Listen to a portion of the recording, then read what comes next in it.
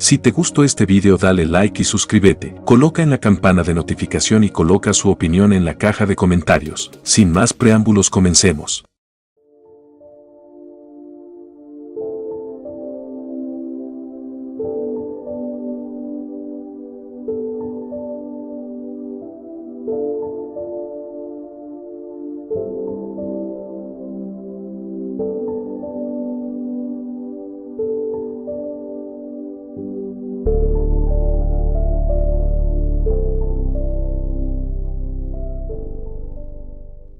¿Qué tal mis paisanos? Que espero que estén muy bien. Hoy en este canal hablaremos de un tema muy interesante. Se trata de la historia de un pequeño país del sudeste asiático. Este país es Singapur. ¿Qué tiene que ver Singapur con el proyecto independentista de Antioquia y en especial en el proyecto anexionista? Acá en Córdoba, si esto tiene que ver con nuestro futuro para hacer una potencia en la región. Si Antioquia fuera un país en nuestros días, sería como Singapur, Qatar o países nórdicos, donde se aplica el libre mercado, que más adelante hablaremos de este tema del libre mercado. Seguimos con la historia que trataremos hoy. Ponte cómodo porque hoy les traigo un video interesante y quedarán muy perplejos. Sin más preámbulo comencemos.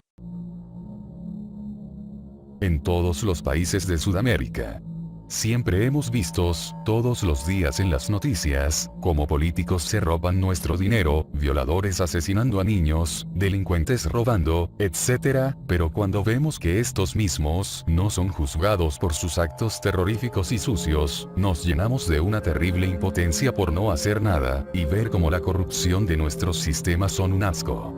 En América Latina, aquí se registran el 42% de todas las víctimas de homicidios, una situación que es especialmente grave y en la que confluyen problemas de desigualdad, debilidad del sistema judicial y fortaleza del crimen organizado.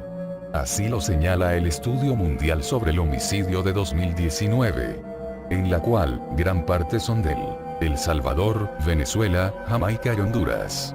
Según la ONU, advierte de que una justicia débil conduce a la impunidad y crea un ambiente en el que los criminales pueden operar más fácilmente. Estos problemas son un cáncer para todos los países hispanohablantes, pero hoy te contaré de un país del continente de Asia, que logró convertirse en un país desarrollado en solo medio siglo, y que todo fue gracias a un hombre que vio el futuro de su país y del pueblo. Lee Kuan Yew nació el 16 de septiembre de 1923, hijo de una tercera generación de inmigrantes chinos que se asentaron en Singapur. Lee diseñó un amplio programa de reformas para sacar a Singapur del pozo negro de la miseria y la degradación, como él lo describió, a un estado industrializado y moderno. Una de las primeras medidas que tomó el gobierno fue establecer unas reglas claras y sencillas para contratar con el Estado, pues descubrió que las normas legales habían sido redactadas con una confusión amañada, precisamente para facilitar los enredos de la corrupción. Para empezar, todo empleado del gobierno, antes de posesionarse, tenía que firmar un documento en el que autorizaba al Estado para revisar, cada vez que quisiera, sus cuentas bancarias en el país o el exterior. Y si en algún momento se le encuentra culpable de corrupción, pierde su derecho a la pensión y nunca más puede volver a ocupar un cargo público. La pena de muerte se establecía que solo serán ejecutados los que, al incurrir en la corrupción, hubieran ocasionado la muerte de otra persona o los que desfalcarán los presupuestos para temas especialmente sensibles, como hospitales, escuelas públicas o ayuda alimenticia para los pobres. Los traficantes de drogas son sentenciados a pena de muerte. Los delitos de abuso sexual y otros menores. En Singapur se publica actualmente el nombre de los violadores y se televisan los juicios. Incluso implementan otra curiosa medida como lo es la de habilitar a personas que en parques o espacios públicos van vestidos de basureros, pero que tienen como finalidad la de detener delincuentes para ponerlos a trabajar, publicando diariamente las fotografías de los delincuentes y violadores, en donde además hablan sobre los delitos que han cometido, condenándolos socialmente para luego llevarlos ante la justicia, de modo tal que sepan que no pueden hacer lo que quieren y que su accionar tiene consecuencias directas. También establecieron medidas de planificación familiar, que penalizaban fiscalmente a aquellos que tenían más de 2 hijos, esto es para no aumentar más la pobreza. Entre otras leyes como por ejemplo, no botar basura, no escupir, no bajar la palanca, no cruzar las calles fuera del lugar para peatones, dejar el chicle pegado en un lugar público, no grafitis, no vandalismo, etc., y en donde se castigan con multas muy altas y azotes. Todas estas reformas convirtieron a este país a ser de unas de las mejores del mundo en seguridad, educación e infraestructura. También fue gracias a su libertad económica, en donde firmó importantes acuerdos de libre comercio con Estados Unidos, China y la Unión Europea. El inglés, como idioma oficial, sirvió para un lenguaje global para el comercio, la tecnología y la ciencia, en donde ayudó a acelerar el desarrollo y la integración de Singapur en la economía mundial. Las escuelas públicas utilizan inglés como lengua principal de enseñanza, aunque también se requiere que los estudiantes reciban parte de su instrucción en su lengua materna. Lee sostenía que, en un país en desarrollo, algunas libertades tenían que ser sacrificadas, y que el concepto occidental de la democracia liberal no podía aplicarse. Así, los castigos corporales se convirtieron en una parte fundamental del sistema judicial durante su mandato.